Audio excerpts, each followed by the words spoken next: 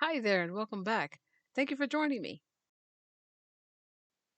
In today's video, I'm going to show how I make this card using an embossing folder and ink pads. This embossing folder is from Sizzix. It's from a collection called Alterations by Holtz. And I've got my base paper, my front paper already cut and ready to go. And here are some of the stamp pads that I'm going to be using. I didn't end up using this particular die, and you'll see why. And I will list all of the items that I am using in the description below.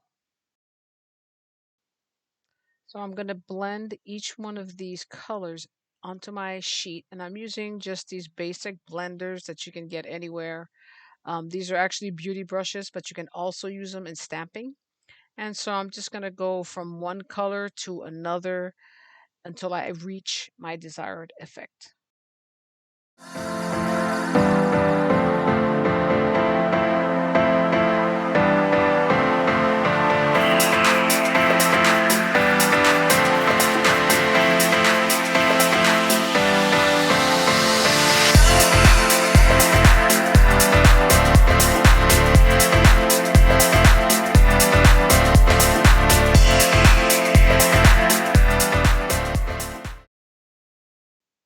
So now that I got my colors down, I'm actually going to let this dry up a little bit. I did that off camera, and you'll see that I'm grabbing a Stays On ink, but that one did not work to my desired effect, so I ended up using my VersaFine ink for this technique. So for these types of folders, they do recommend adding a little bit of water. You can do that either onto the sheet of paper that you're using or the actual embossing folder, which I'm doing here. This prevents the paper from breaking through and having too many tears inside the actual embossing piece. Here I'm trying to position it to make sure that it stays in the center. You can use anything that you wish to kind of secure it, but I think it just works to freehand it.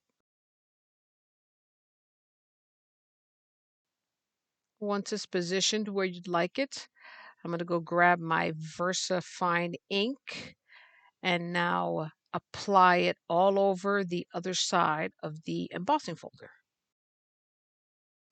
Now I'm applying the ink over the entire surface of the main part of my embossing folder so that when I put them together, that black ink will transfer onto my color paper. I will be running this through my Sizzix die cutter in the appropriate number because there is different levels for different types of dies and folders, and the instructions are right there on your machine. So basically, I had a snafu and it wasn't recording the process of the transfer. So basically, once I created it, I ran it through my machine, and the black ink that you see is the background. And now you can see how the colors come out from the ones that I laid out earlier. And I'm just going to be using some basic acrylic paint and doing little paint splatters just by using water to water it down. And you can use any method you wish, but this is the one that I chose because it does dry fairly quickly.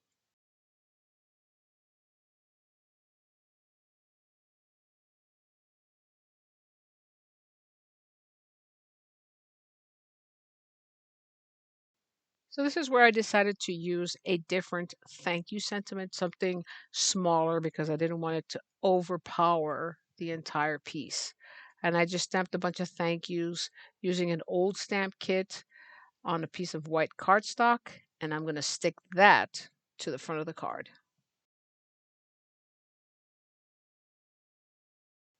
So once I'm done with that, I ended up not using embellishments because I liked the finished results, but you can certainly do whatever you wish in this technique. I really like this technique, and I will post another video showing you exactly what that process looks like. But here are some close-up shots. I really appreciate you watching. Thank you for being here, and I'll see you next time.